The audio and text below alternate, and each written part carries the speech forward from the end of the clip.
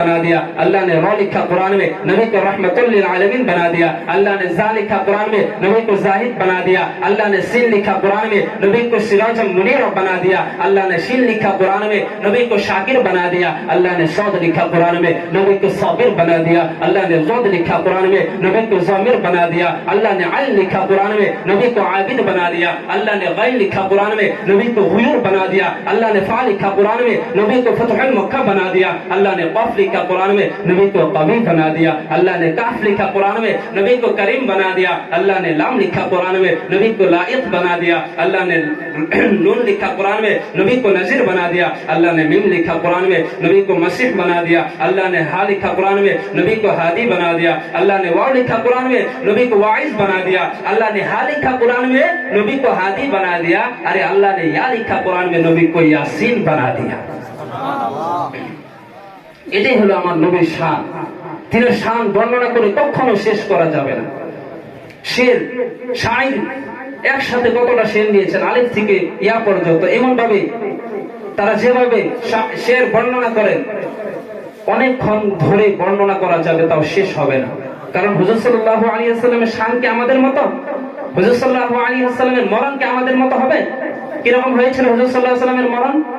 হুজুর সাল্লাল্লাহু আলাইহি ওয়াসাল্লামের যখন মরণের সময় হলো, তো হযরত জিবরাইল আলাইহিস সালাম হুজুর সাল্লাল্লাহু আলাইহি ওয়াসাল্লামের কাছে আসলেন।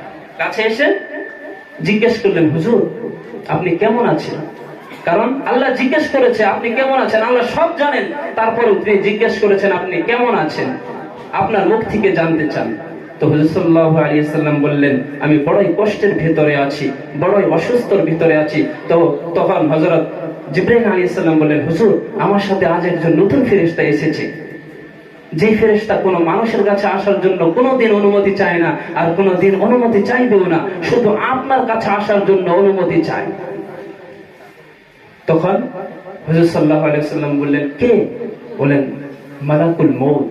যেই নবীর শান এত বড়, মালাকুল মউত কোন মানুষের কাছে আসার জন্য অনুমতি চায় না, কিন্তু রাসূল সাল্লাল্লাহু আলাইহি ওয়াসাল্লামের কাছে যখন আসলেন তখন অনুমতি চাইলেন।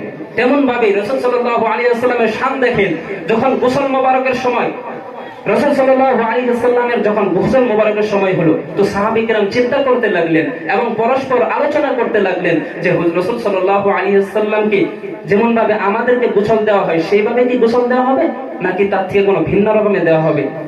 এমন সময় সব সাহাবীর মাথা নিচের দিকে ঝুঁকে গেলেন, সব সাহাবীর মাথা নিচের দিকে ঝুঁকে গেল। তখন একটি আওয়াজ আসলো, সাবধান, উনি আল্লাহর রাসূল, ওনার কাপড় খুলবে না, ওনাকে কাপড় সহ গোসল দাও। অতঃপর হুজুর সাল্লাল্লাহু আলাইহি ওয়াসাল্লামকে কাপড় সহ গোসল দেওয়া হলো। এটা হলো আমার নবীর শান।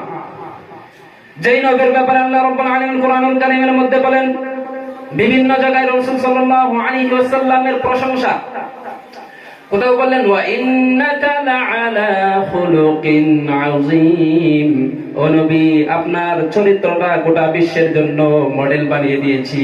তার মানে আপনি আখলাকের উপর সাওয়ার হয়ে আছেন, আখলাকের উপর আপনি সাওয়ার হয়ে আছেন। আপনার আখলাকটা এত সুন্দর, আপনার চরিত্রটা এত পছন্দনীয়, আপনার চরিত্রটা গোটা বিশ্বের জন্য আমি মডেল বানিয়ে দিলাম। সুবহানাল্লাহ বলেন। এটা হলো আমার নবীর শান। আবার কোথাও বলেন ওয়ামা আরসালনাকা ইল্লা রাহমাতাল লিল আলামিন, ও নবী আপনাকে গোটা বিশ্বের জন্য আমি রহমত স্বরূপ বানিয়ে দিয়েছি। আবার কোথাও বলেন ওয়ামা আরসালনাকা ইল্লা কাফাতাল লিন-নাসি বাশীরাও ওয়া নাযীরা, ও নবী আপনাকে আমি দুনিয়ার বুকে পাঠিয়েছি মানুষকে ডরানোর জন্য এবং খুশখবরি দেওয়ার জন্য। যারা ঈমানদার, যারা মুমিন, যারা আল্লাহকে বিশ্বাস করে তাদের জন্য আপনি জান্নাতের খুশখবরি দেন। আর যারা কাফির, নাস্তিক, মুশরিক, যারা ইসলাম মানে না, তাদের জন্য আপনি জাহান্নামের ভয় দেখান।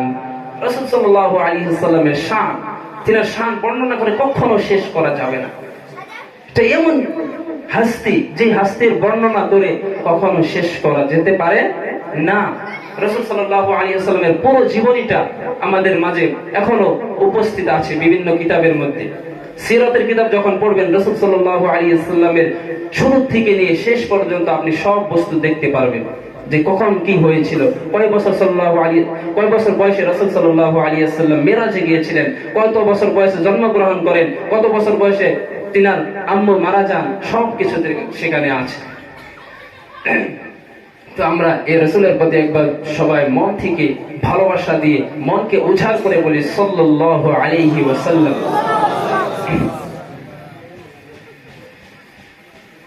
সম্মানিত ভাইরা, আসলে আমি আপনাদের গ্রামে সবাই চিনেন আলহামদুলিল্লাহ। আল্লাহ রাব্বুল আলামিনের যদি কিছু তৌফিক দেয় ইনশাআল্লাহ কিছু কথা বলবো। তবে আমি কেন বক্তা না আপনারা জানেন, এই দুই একবার জলসায় উঠেছি, এমনি কখনো কোথাও বায়ান করিনি। আর এখন আলহামদুলিল্লাহ পড়াপাতি চলছে ইনশাআল্লাহ। আপনাদের দোয়ায় এত দূর এগোতে পেরেছি। আর যদি আপনারা দোয়া করেন ইনশাআল্লাহ অবশ্যই দ্বীনের খিদমত করতে পারবো ইনশাআল্লাহ। সবাই দোয়া করবেন। তো সম্মানিত ভাইরা, আমি আমার খুতবার শুরুতে সূরা আ'লা থেকে 2টি আয়াত তিলাওয়াত করেছি। এই আয়াতের আলোকে কিছু কথা আপনাদের সামনে উপস্থাপন